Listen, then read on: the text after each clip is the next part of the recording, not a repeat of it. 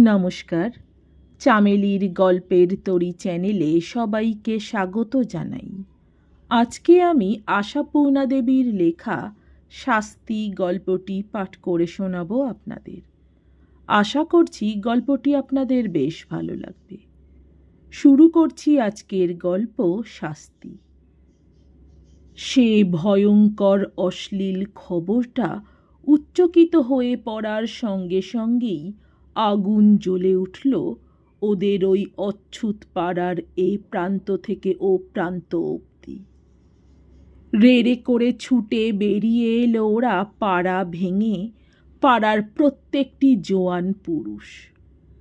মাথা ছাড়ানো উঁচু উঁচু ওই লাঠিগুলোই বা ওদের ছিল কোথায়, যে মুহূর্তে সেগুলো উঠে এলো হাতে হাতে।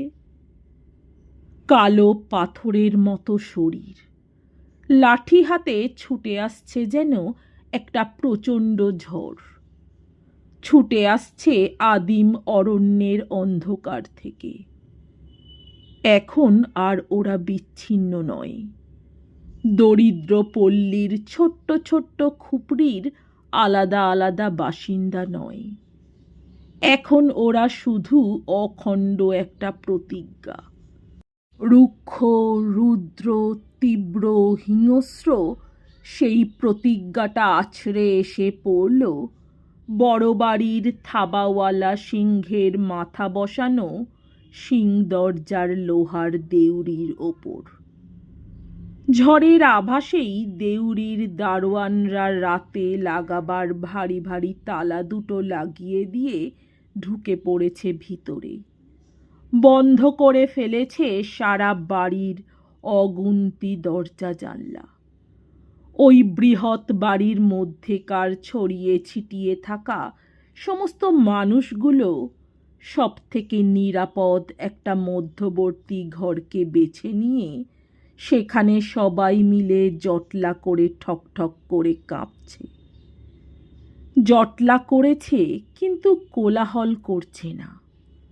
কারো মুখে কথা নেই, শুধু অনড় ফ্যাকাশে মুখে শুধু অনুধাবন করছে কি বলতে চাইছে ওই অচ্ছুত লোকগুলো। কিছুক্ষণ কান পেতে থাকার পর সকলেই বুঝে ফেলেছে কথাটা। বলতে কিছু চাইছে না ওরা, ওরা শুধু ভয়ঙ্কর দামি একটা জিনিস চাইছে। সেই দামি জিনিসটা হচ্ছে সদ্য পরলোকগত নরনারায়ণ রায়ের যুবক পুত্র ইন্দ্রনারায়ণের মুন্ডুটা। সেইটার দাবিতে ওরা ১.৫ মানুষ উঁচু লোহার গেটটাকে ঝাঁকুনি দিয়ে দিয়ে প্রায় ভেঙে ফেলতে গিয়েও ব্যর্থ হয়ে সে চেষ্টা ছেড়ে দিয়ে গেট ডিঙিয়ে ডিঙিয়ে ভিতরে লাফিয়ে লাফিয়ে পড়ছে। বাগদি কাহারের ছেলে, ওদের ধমনীতে লেঠেল সর্দারদের রক্ত প্রবাহিত। অথচ কয়েক ঘন্টা মাত্র আগেও এরা এই অসম সাহসিক ঔদ্ধত্যের কথা ভাবতেও পারত না। রাজা প্রজা শব্দটা উঠে গেলেও ওরা এখনো ওদের মজ্জার মধ্যে সেই শব্দটাকে লালন করে আসছে পরম নিষ্ঠায়। তাই এখনো এ বাড়ির সঙ্গে ব্যবহার ওদের বাধ্য, বিনীত, অনুগত প্রজার মতোই। এই সেদিনও নরনারায়ণের সমারোহময় শ্রাদ্ধ কার্যের জন্য না ডাকতেই প্রাণপাত করে খেটে গেছে ওরা অচ্ছুতের পক্ষে যতটুকু সম্ভব। কিন্তু এখন ওদের ধমনীর মধ্যে বহুদিন যাবৎ স্তিমিত হয়ে থাকা লেঠেল সর্দারদের রক্ত টগবগিয়ে ফুটে উঠেছে। সেই ফুটে ওঠার আগুনটা জুগিয়েছে ইন্দ্রনারায়ণ নামের বংশের কলঙ্ক, মাতাল, চরিত্রহীন, বর্বর, উচ্ছৃঙ্খল, অসভ্য লোকটা। নরনারায়ণ যতদিন জীবিত ছিলেন ততদিন এত বার বাড়তে পায়নি ও। শুধু তলায় তলায় নোংরা নিজ সুরঙ্গ পথে আনাগোনা করে বাসনা চরিতার্থ করেছে, নিজ মূর্তি ধারণ করেছে নরনারায়ণের মৃত্যুর পর থেকে। জমিদারের নামটা উঠে গেলেও এবং তার জন্য নিয়ামানুগভাবে একটা বড় রকমের সম্পত্তি হারালেও প্রাচুর্যের অভাব হয়নি ইন্দ্রনারায়ণের। কারণ নরনারায়ণ বেশ কয়েকটি কলিয়ারি ও চা বাগানের মালিক ছিলেন। সেসব বাগান কলিয়ারি এখনো বেশ চালু। তার অনেকটাই অবশ্য মহালক্ষ্মী দেবীর নামে। সবটা তার কুল কলঙ্ক পুত্রের হাতে পড়তে পায়নি। তবু যেটুকু পড়েছে সেও বেপরোয়া হয়ে ওঠার পক্ষে কম নয়।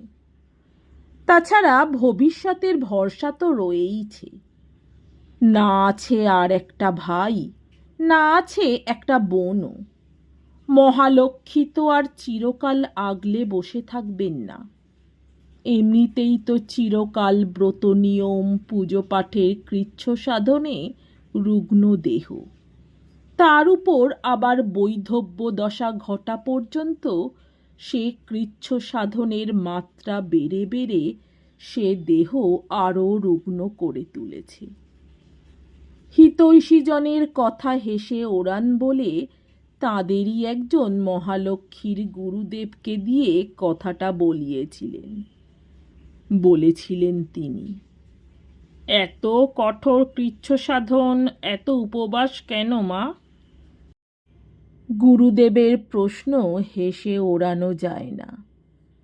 মহালক্ষ্মী একবার গুরুদেবের দিকে চোখ তুলে বলেছিলেন, প্রায়শ্চিত্ত করছি বাবা। ইন্দ্রর মতো ছেলেকে গর্ভে ধরার পাপ কি সামান্য প্রায়শ্চিত্তে মাপ হবে?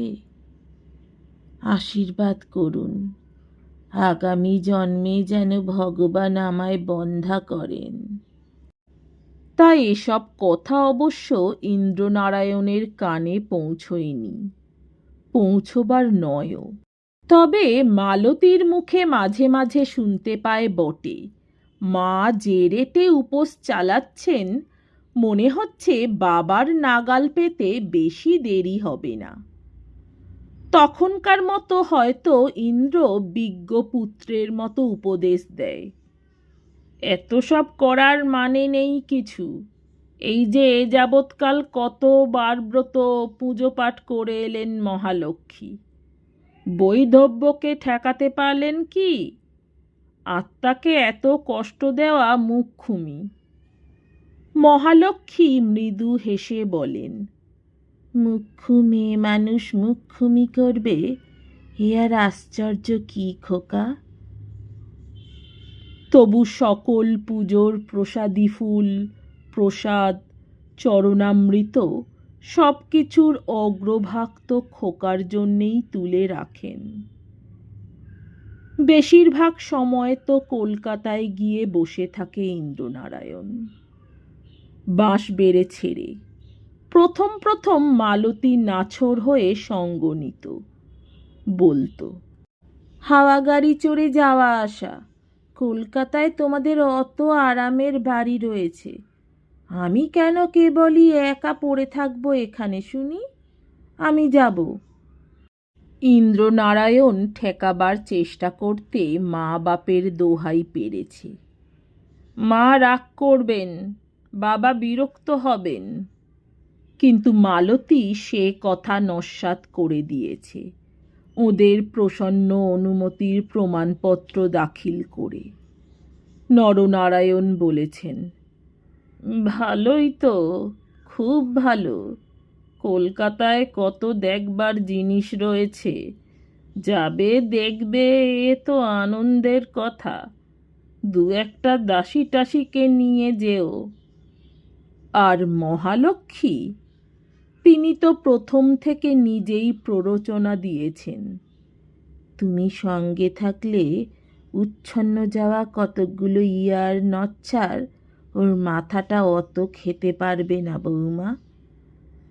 কিন্তু কিছুদিন যাওয়া আসার পরই মালতী নিজেই বিমুখ হয়ে উঠলেন, কলকাতার নাম করতে চায় না। বললে বলে, সবই তো দেখা হয়ে গেছে, আর গিয়ে কি করব? নরনারায়ণ চুপি চুপি মহালক্ষ্মীর কাছে প্রশ্ন করেছেন, ওখানে গিয়ে একা পেয়ে খোকা কি বৌমাকে বকাঝকা করে? কি মনে হয় তোমার?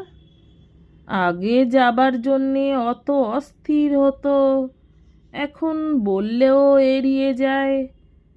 কারণটা তোমায় কিছু বলে?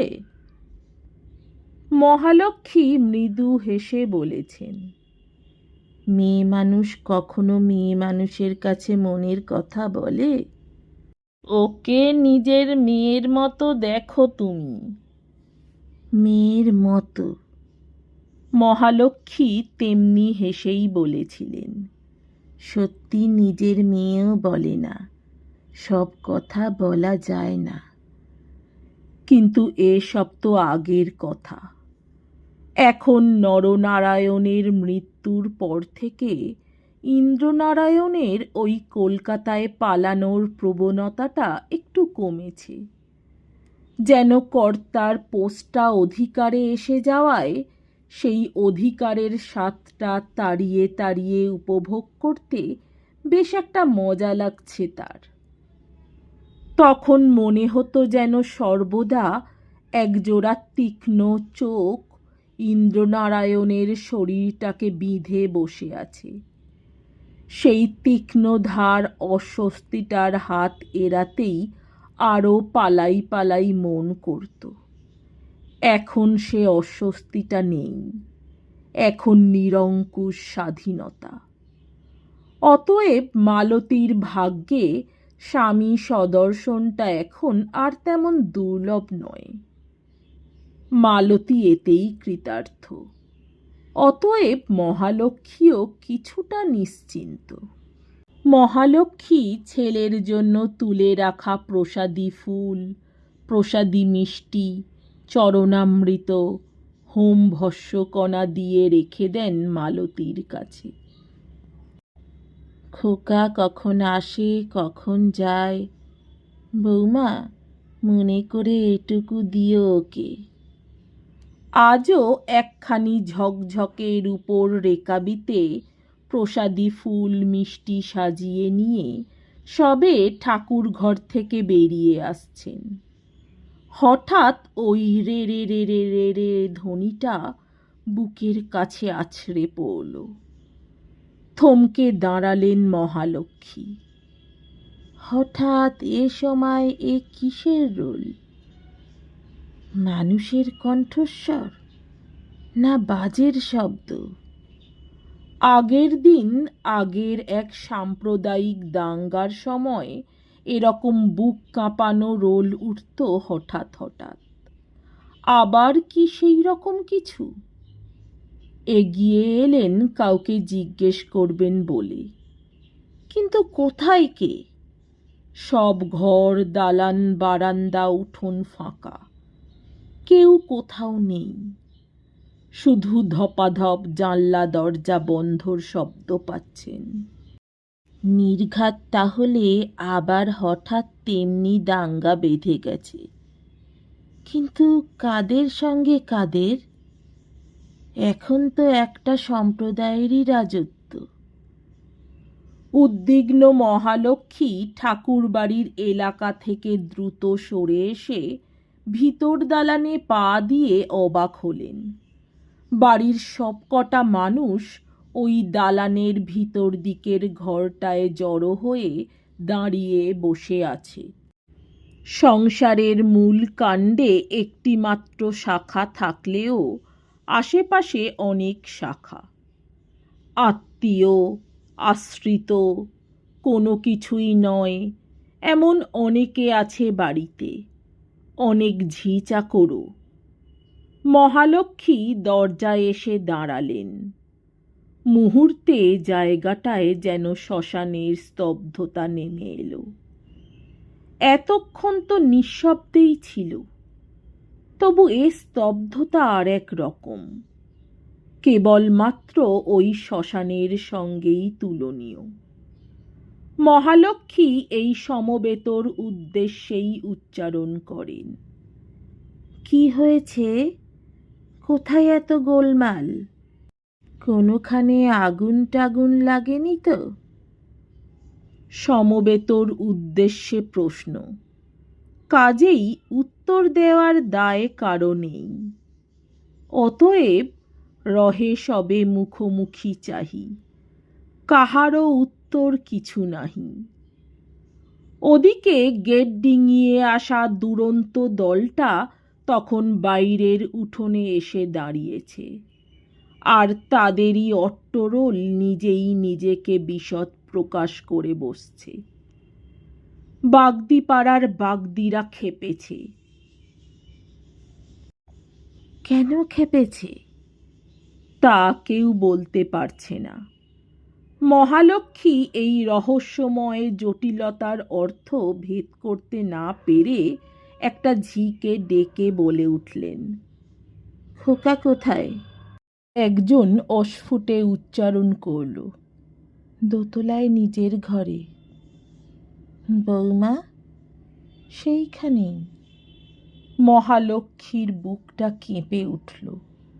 কেন কে জানে মহালক্ষ্মীর মনে হলো এই সমুদ্র রোলের মতো প্রবল হুঙ্কারের রোলটার সঙ্গে খোকার কোনো সম্পর্ক আছে। বললেন, ডাকো তো তাকে। কাউকে উদ্দেশ্য করে না বললেও ভাগ্নি সম্পর্কের একটা মেয়ে আস্তে আস্তে এগিয়ে গেল সিঁড়ির দিকে। আবার একটু পরে একাই ফিরে এলো।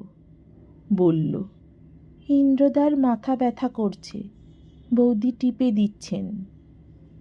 মহালক্ষ্মী আর একবার তাকিয়ে দেখলেন ঘরের সকলের দিকে। প্রশ্ন করবার মতোই বা আছে কে? তবু দৃঢ় গলায় বললেন, বাড়ির জানলা দরজা বন্ধ করল কে? বুড়ো দারোয়ান রামলগন কোনখান থেকে এগিয়ে এসে বলে, জি মাইজি, আমি। হঠাৎ এমন পাগলের মতো কাণ্ড করেছ কেন? বাইরের গেট খুলে রেখে এসে অন্দরে ঢুকে। জি মাইজি, গেটে ডবল তালা লাগানো আছে। তাহলে মনে হচ্ছে যেন কম্পাউন্ডের ভিতরে হল্লা উঠছে। এখন পুরনো চাকর দীনদয়াল বলে ওঠে, আগে দস্যিরা ওই উঁচু গেট ডিঙিয়ে টপকে ভেতরে এসে ঢুকেছে মা। কিন্তু কারা ওরা? আগে বাগদিপাড়ার বাগদিরা। বাগদিরা? মহালক্ষ্মী একটু স্তব্ধ হয়ে গেলেন। তারপর বললেন, কি চায় ওরা? কি চায়? যা চাইছে সেটা একসঙ্গে অনেকের মনের মধ্যেই সশব্দে উচ্চারিত হয়, কিন্তু বাইরে তার সাড়া ওঠে না।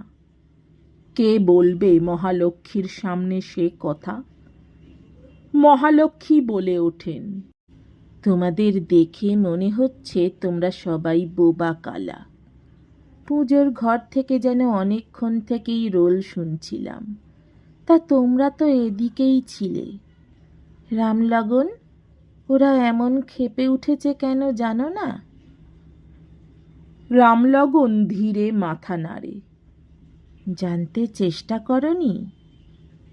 রামলগন মাথা নিচু করে। বুড়ো হয়ে গিয়ে তোমার সাহসটা একেবারে চলে গেছে রামলগন। মহালক্ষ্মী স্থির গলায় বলেন, চলো আমার সঙ্গে। বৈঠকখানা বাড়ির দরজাটা খুলে দেবে, আমাকেই জানতে হবে। সর্বনাশ! মহালক্ষ্মীর এক সম্পর্কিত বিধবা ননদ শিউরে ওঠেন। অমন সর্বনেশে কাজ করতে যেও না বউ, ওরা একেবারে খেপা মোষের মতন। কথা শেষ হবার আগেই কোন একটা দরজার গায়ে দমাদম লাঠির আঘাত পড়তেই থাকে। মহালক্ষ্মীর মুখে হঠাৎ যেন একটা হাসির ছায়া পড়ে। সর্বনাশের কিছু বাকি আছে বলেও তো মনে হচ্ছে না ঠাকুরজি। না খুললে ওরা তো দরজা ভেঙে ঢুকবে। শুনতে পাচ্ছ দোতলার বারান্দায় ইট পড়ছে? রামলগন, বৈঠকখানা ঘরের দরজার কি ভিতর থেকে চাবি লাগানো আছে? জি হ্যাঁ। চাবিটা আমায় দাও। মাইজি। আহ রামলগন, বোকার মতো দেরি করো না, এমনি যথেষ্ট দেরি হয়ে গেছে। চিরদিনের শান্ত মানুষগুলো হঠাৎ এমন ক্ষেপে উঠল কেন, সেটা জানবার চেষ্টা না করেই তোমরা তাদের মুখের ওপর গেট বন্ধ করে দিয়েছ। দাও চাবি দাও। এ হুকুম অগ্রাহ্য করার সাহস হয় না রামলগনের, অথচ বলে ওঠারও সাহস হয় না ওরা কেন এত ক্ষেপে উঠেছে। সে খবর আমাদের জানা হয়ে গেছে মা, শুধু তোমাকে জানানোর সাহস হচ্ছে না। রামলগন কোমরের ঘুনশিতে বাঁধা চাবির তোড়া থেকে একটা মোটা চাবি বেছে নিয়ে ভারী গম্ভীর গলায় বলে, চলেন, আমিই দিচ্ছি খুলে। না। মহালক্ষ্মী আরও গম্ভীর হলেন। তুমি খুলতে গেলে প্রথম লাঠির চোটটা তোমার উপর পড়বে। উপস্থিত সব লোকগুলো ব্যাকুল হয়ে চেঁচিয়ে ওঠে, আর আপনি, আপনার ওপর? মহালক্ষ্মী একটু হাসলেন, বললেন, আমার ওপর পড়বে না। বৈঠকখানা ঘরের দরজার উপরই লাঠির ঘা পড়ছিল। মহালক্ষ্মী দরজার এপিঠ থেকে চেঁচিয়ে বলে উঠলেন, ওরে, তোরা তোদের লাঠিগুলো একবার থামা বাবা, দোরটা খুলে দে। ক্ষেপে যাওয়া বুনো মোষেরাও হঠাৎ এই কণ্ঠস্বরে থমকে দাঁড়ায়। বৃহৎ দরজাটা দুহাট করে খুলে দাঁড়ালো মহালক্ষ্মী, স্থির, অচঞ্চল।